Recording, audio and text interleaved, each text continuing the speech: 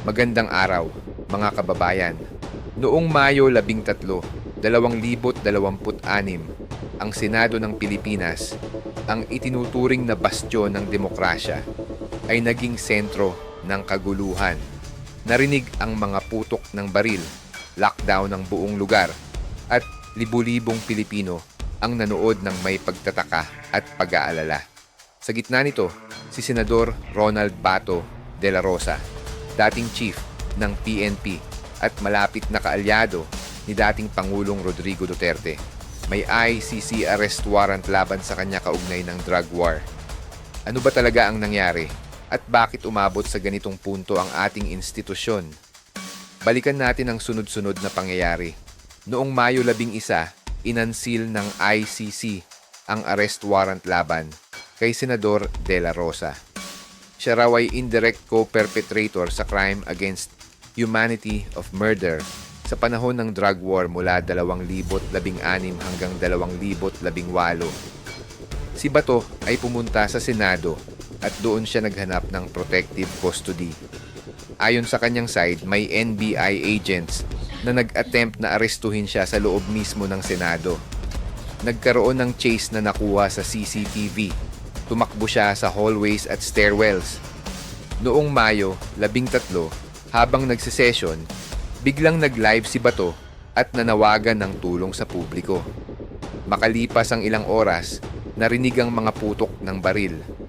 Warning shots raw mula sa Senate security. Nag-lockdown ang buong gusali. Mga reporter at staff ay tumakbo para magtago. Kalaunan, noong madaling araw ng Mayo 14, nakalabas si Bato kasama si Senador Robin Padilla. Kinumpirma ito ni Senate President Alan Peter Cayetano. Hanggang ngayon, marami pa rin ang nagtatanong, sino talaga ang nag-utos? Bakit sa loob ng Senado nangyari ang ganito? Upang maintindihan natin ang issue, balikan natin ang konteksto. Noong 2016 hanggang 2022, ipinatupad ni Presidente Duterte ang matinding kampanya laban sa droga. Si Bato de la Rosa bilang PNP chief ang frontline enforcer. Maraming Pilipino ang sumuporta dahil nakita nila ang pagbaba ng krimen at paglilinis sa komunidad mula sa shabu. Libu-libong buhay ang nasira ng droga noon, pamilya, kabataan at buong barangay. Para sa marami, ito ay kinakailangang hakbang para sa kaligtasan ng bayan. Sa kabilang banda, libu-libong deaths ang naganap at maraming aligasyon ng human rights violations. Tinawag ito ng ICC na Possible Crimes Against Humanity. Nag-withdraw ang Pilipinas sa Rome Statute noong 2019, pero patuloy pa rin ang investigasyon ng ICC.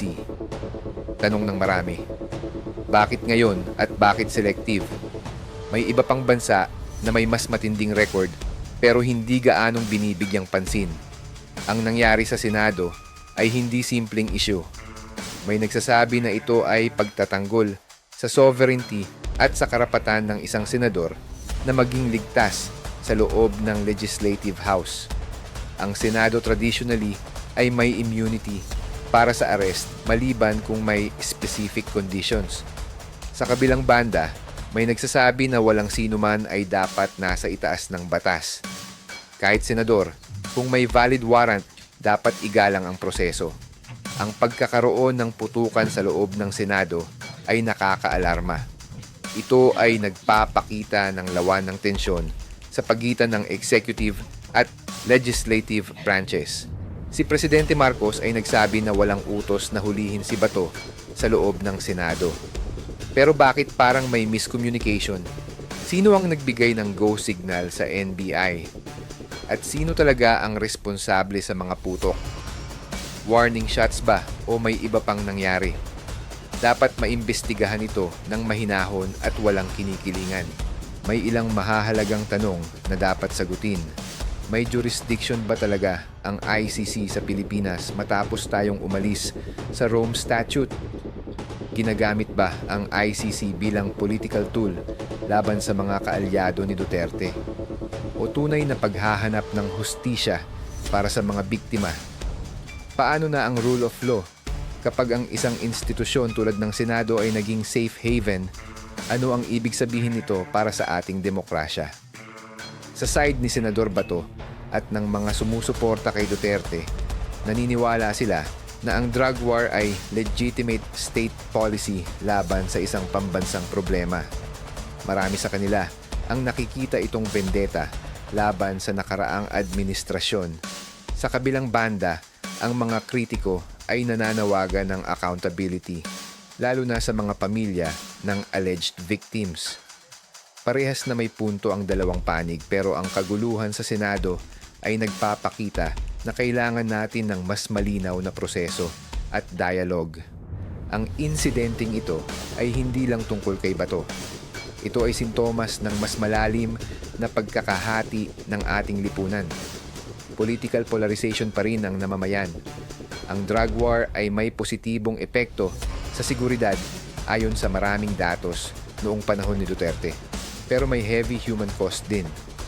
Dapat balansehin ang dalawa, hustisya para sa victims at recognition sa mga nagsakripisyo para sa kapayapaan. Ngayon, paano na ang Senado? Paano na ang tiwala ng publiko sa ating institutions? Kailangan ng independent investigation sa nangyaring putukan. Dapat ding maging transparent ang lahat ng partido, executive, legislative, at maging ang ICC. Sa huli, bilang Pilipino, sana ay maging responsable tayo sa ating mga komento at reaksyon. Huwag tayong magpadala sa galit o emosyon lang. Kailangan natin ng katotohanan, hindi ng higit na kaguluhan.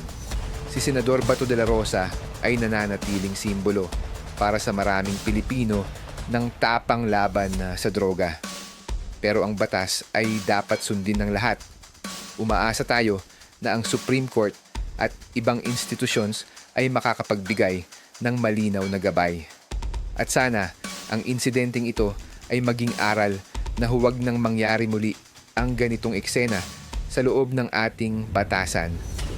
Ano sa tingin nyo, mga kababayan? Dapat bang sundin ang ICC o ipaglaban ang national sovereignty? Mag-comment sa baba ng maayos at respeto. Salamat sa panonood. Ingat tayong lahat.